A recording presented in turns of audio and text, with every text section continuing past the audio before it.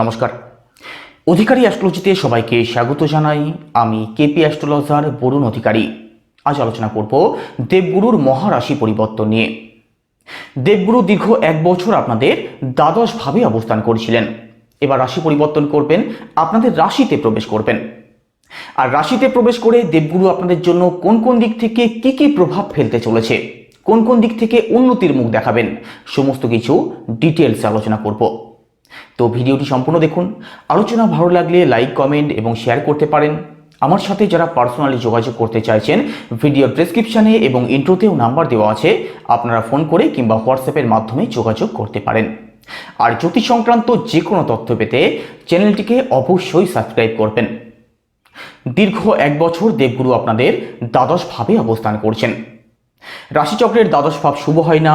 দ্বাদশ ভাব অকারণ ব্যয়, হসপিটাল এই সমস্ত দিককে নির্দেশ করে। তো দেবগুরু যেহেতু ব্যয়ভাবে অবস্থান করছিলেন, দীর্ঘ 1 বছর সেভিংস করতে তো আপনাদের অবশ্যই প্রবলেম হয়েছে, টাকা সঞ্চয় করতে পারেননি, খরচ বেড়েছে। এছাড়া হসপিটালের চক্কর কাটতে হয়েছে বা স্বাস্থ্য সংক্রান্ত যে কোনো দিক থেকে ভোগান্তির শিকার আপনাদের অবশ্যই করতে হয়েছে। তবে দেবগুরু এবার রাশিতে প্রবেশ করবেন। আর দেবগুরু যখন রাশি লগ্নতে প্রবেশ করে, প্রথমত সেই ব্যক্তির পার্সোনাল লাইফের দিক থেকে কিছু না কিছু পরিবর্তন তো অবশ্যই আসে, অবশ্যই পজিটিভ পরিবর্তন। তো 1 মে 2024 দেবগুরু আপনাদের রাশিতে প্রবেশ করবেন। তো 1 মে 2024 সালের পর থেকে পরবর্তী 1 বছর আপনাদের পার্সোনাল লাইফের দিক থেকে কিছু না কিছু চেঞ্জ তো অবশ্যই আসবে। আপনাদের মধ্যে জ্ঞানের বিকাশ হবে। নিজেদের দোষ ত্রুটিগুলোকে যাতে শুধরে নেওয়া যায় সেই চেষ্টা আপনাদের মধ্যে অবশ্যই থাকবে। আপনাদের ব্যক্তিত্বে পরিবর্তন আসবে, সম্মানের জায়গাটা পাবেন। আর একই সাথে দীর্ঘ 1 বছর ধরে যারা সঞ্চয় করতে পারছিলেন না, এবার সঞ্চয় অবশ্যই করতে পারবেন, কারণ দেবগুরু আপনাদের রাশিতে প্রবেশ করছেন। আর দেবগুরুই সঞ্চয়ের কারক। তো সঞ্চয় করব এই মানসিকতা আপনাদের মধ্যে অবশ্যই তৈরি হবে, আর সঞ্চয় অবশ্যই করতে পারবেন। এছাড়া স্বাস্থ্যের দিক থেকে যারা খুব বেশি ভোগান্তির মধ্যে রয়েছেন, স্বাস্থ্য যাদের মোটেই ভালো নেই, 1 মে 2024 সালের পর থেকে স্বাস্থ্যের উন্নতি আপনাদের হবে। স্বাস্থ্যের দিক থেকে পজিটিভ রেজাল্ট পাবেন। আর একই সাথে যারা পেট সংক্রান্ত সমস্যায় খুব বেশি ভুগছেন, পেটের সমস্যাও এবার ঠিক হতে দেখা যাবে।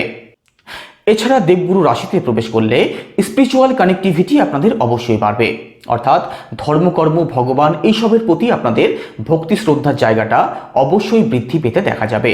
কারণ দেবগুরু আপনাদের রাশিতে চন্দ্রের উপরে অবস্থান করবেন, আর চন্দ্র হচ্ছে আমাদের মন। তো মনের উপরে যখন দেবগুরু প্রভাব বিস্তার করবে, তখন ধর্মকর্মের প্রতি অটোমেটিক একটা ভক্তি শ্রদ্ধার জায়গাটা অবশ্যই তৈরি হবে। আর একই সাথে দেবগুরু আপনাদেরকে সামাজিক করে তুলবেন, অসামাজিক যে কোনো দিক থেকে আপনাদেরকে বের করে আনবেন। সমাজে আপনাদের সম্মান, নাম, প্রতিপত্তিও বৃদ্ধি পেতে অবশ্যই দেখা যাবে। কারণটা একটু বোঝার চেষ্টা করুন। দেখুন, দেবগুরু আমাদের প্রত্যেকের জন্যই অত্যন্ত গুরুত্বপূর্ণ একটি গ্রহ। কারণ সেভিংসের কারক দেবগুরু, জ্ঞানের কারক দেবগুরু, সন্তানের কারক দেবগুরু, স্পিরিচুয়াল বা ধর্মকর্মের কারক দেবগুরু। তো দেবগুরু যাদের জন্মছকে অত্যন্ত ভালো অবস্থায় থাকে, তারা যে কোনো সমস্যাকে কিন্তু খুব সহজেই অতিক্রম করতে পারে, সমস্যাকে তারা জয় করতে পারে। আর দীর্ঘ 12 বছর পর দেবগুরু আপনাদের রাশিতে প্রবেশ করছেন। সেটা কিভাবে? দেবগুরু প্রতিটি রাশিতে 1 বছর করে অবস্থান করেন। তো দেবগুরু প্রতিটা ঘরে 1 বছর করতে করতে দীর্ঘ 12 বছর পর আপনাদের রাশিতে প্রবেশ করেছেন। তো আপনাদের মধ্যে পজিটিভ চেঞ্জ তো অবশ্যই আসবে। আর একই সাথে দেবগুরু দৃষ্টি কোথায় কোথায় পড়বে? আপনাদের পঞ্চম ভাবে, আপনাদের সপ্তম ভাবে, আপনাদের নবম ভাবে। দেবগুরুর দৃষ্টি আপনাদের পঞ্চম ভাবে পড়লে কোন কোন দিক থেকে পজিটিভ রেজাল্ট পাবেন? দেখুন, পঞ্চম ভাব আমাদের কোন কোন দিককে ইন্ডিকেট করে? আমাদের সন্তানকে ইন্ডিকেট করে, আমাদের রিলেশনকে ইন্ডিকেট করে, আমাদের জ্ঞানকে ইন্ডিকেট করে। তো এখানে দেবগুরু বৃহস্পতি আপনাদের রাশিতে অবস্থান করে পঞ্চম ভাবে দৃষ্টি ফেলছেন। তো আপনাদের মধ্যে জ্ঞানের বিকাশ তো 100% হবে। বিশেষ করে বিশ্বরাশির বিদ্যার্থী যারা আছেন, আপনাদের জন্য দেবগুরুর এই রাশি পরিবর্তন অত্যন্ত পজিটিভ থাকবে। পড়াশোনার দিক থেকে পজিটিভ রেজাল্ট অবশ্যই পাবেন। গভীর জ্ঞান যাতে অর্জন করা যায় সেই চেষ্টা আপনাদের মধ্যে অবশ্যই থাকবে। আর পড়াশোনা সংক্রান্ত যে কোনো দিক থেকেই পজিটিভ রেজাল্ট অবশ্যই পাবেন। আর একই সাথে দেবগুরু দৃষ্টি পঞ্চম ভাবে পড়াতে সন্তান পক্ষ আপনাদের খুব ভালো থাকবে। সন্তানের দিক থেকে পজিটিভ রেজাল্ট পাবেন। সন্তানের দিক থেকে কোনো প্রবলেম যদি থেকে থাকে, তার থেকেও দেবগুরু আপনাদেরকে মুক্তির পথ অবশ্যই দেখাবেন। আর একই সাথে ফ্যামিলি প্ল্যানিং যারা করবেন ভাবছেন, আপনাদের জন্যেও 1 মে 2024 পর থেকে 24 মে 2025 সাল পর্যন্ত অত্যন্ত ভালো থাকবে। কারণ দেবগুরুর অমৃত দৃষ্টি এই সময় আপনাদের পঞ্চম ভাবে পড়বে, তো সন্তান সুখ আপনাদের অবশ্যই প্রাপ্তি হবে। আর একই সাথে রিলেশনের দিক থেকেও পজিটিভ রেজাল্ট অবশ্যই পাবেন। দেবগুরুর দৃষ্টি যেহেতু আপনাদের পঞ্চম ভাবে পড়ছে, তো রিলেশনের দিক থেকে কোনো প্রবলেম যদি থেকেও থাকে তার থেকে দেবগুরু আপনাদেরকে অবশ্যই মুক্তি দেবেন। আর দেবগুরু দৃষ্টি কোথায় পড়ছে? আপনাদের সপ্তম ভাবে। সপ্তম ভাব আমাদের ব্যবসা, পার্টনারশিপ, আমাদের ডেলি ইনকাম এবং আমাদের দাম্পত্য জীবন। দেবগুরু দৃষ্টি আপনাদের সপ্তম ভাবে পড়ছে মানে দাম্পত্য জীবনের দিক থেকে যে কোনো প্রকার সমস্যা থেকে আপনাদেরকে অবশ্যই মুক্তি দেবেন। দাম্পত্য জীবন আপনাদের খুব ভালো থাকবে, আপনাদের রিলেশনে স্যাটিসফ্যাকশন থাকবে, আপনাদের মধ্যে বন্ডিংয়ের জায়গাটাও অবশ্যই ভালো করবেন দেবগুরু বৃহস্পতি। দেবগুরু এখানে যেহেতু আপনাদের দাম্পত্য স্থানে অবস্থান করছেন, তো আপনার যিনি পার্টনার আছেন, মেল হোক বা ফিমেল হোক, কেরিয়ার হোক বা স্বাস্থ্য হোক, যে কোনো দিক থেকেই তিনি পজিটিভ রেজাল্ট পাবেন। আর একই সাথে কেরিয়ারের দিক থেকে বড় কোনো অ্যাচিভমেন্ট আসতে পারে, কিছু পজিটিভ চেঞ্জ আসতে পারে। তো দাম্পত্য জীবন ওভারঅল সমস্ত দিক থেকেই আপনাদের ভালো করবেন দেবগুরু বৃহস্পতি 1 মে 2024 পর থেকে পুরো 1 বছরের মধ্যে। আর একই সাথে যে সমস্ত বৃষরাশির মানুষেরা বিবাহের যোগাযোগ করছেন কিন্তু যোগাযোগ কোনোভাবেই হচ্ছে না অথবা পাকা কথা পর্যন্ত এগোচ্ছে না, এখানে দেবগুরু দৃষ্টি আপনাদের সপ্তম ভাবে পড়ছে। আর শনিদেব আপনাদের দশম ভাবে অবস্থান করে সপ্তম ভাবে দৃষ্টি ফেলছেন। তো এবার কিন্তু বিয়ের যোগাযোগ হওয়ার সম্ভাবনা থাকবে, যোগাযোগ করুন, পাকা কথা অবশ্যই এগোবে। আর একই সাথে সপ্তম ভাব থেকে ব্যবসা বিচার করা হয়, দেবগুরুর অমৃত দৃষ্টি আপনাদের সপ্তম ভাবে পড়ছে, তো ব্যবসার দিক থেকেও উন্নতি হবে, ব্যবসাতে কিছু পজিটিভ চেঞ্জ হতে পারে, তো ব্যবসাও আপনাদের খুব ভালো চলবে। আর একই সাথে ডেইলি ইনকামের সাথে যারা যুক্ত আছেন, পার্টনারশিপ যারা করেন, দেবগুরুর অমৃত দৃষ্টি আপনাদের সপ্তম ভাবে পড়া মানে পার্টনারশিপের দিক থেকেও পজিটিভ রেজাল্ট পাবেন, আর ডেইলি ইনকামের জায়গাটাও আপনাদের অবশ্যই বেটার হতে দেখা যাবে। হ্যাঁ, তবে আপনার জন্মছকে দেবগুরুর অবস্থান কি আছে তার উপরেই কিন্তু আপনাদের ফল প্রাপ্তি হবে। কারণ জন্মছকে দেবগুরু বৃহস্পতির অবস্থান সবার তো ভালো নেই, কারো খুব খারাপ আছে, কারো খুব ভালো আছে, কারো মধ্যম প্রকৃতির আছে।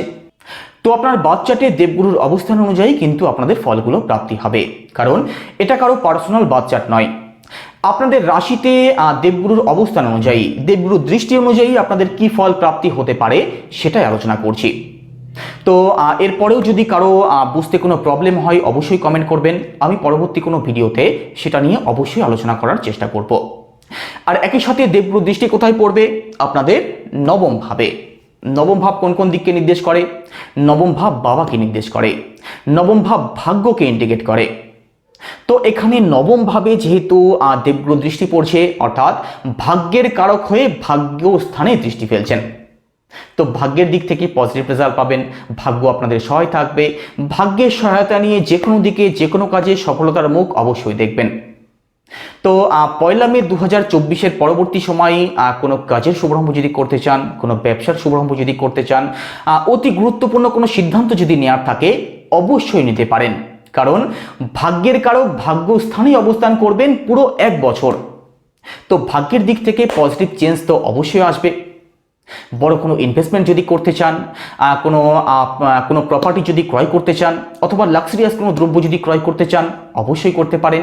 এই 1 বছর আপনাদের জন্য অত্যন্ত ভালো সময় থাকবে। এছাড়া এই 1 বছরের মধ্যে লং ট্রাভেল, স্পিরিচুয়াল ট্রাভেল আপনাদের অবশ্যই হতে পারে। ধার্মিক দিকে আপনাদের মনোযোগ বাড়বে, কারণ নবম ভাব থেকে ধর্মকর্মের দিকটাকেও বিচার করা হয়। তো ধার্মিক মানসিকতা আপনাদের মধ্যে অবশ্যই থাকবে। এছাড়া ধার্মিক কোনো অনুষ্ঠান যদি করতে চান সেটা করতে পারেন।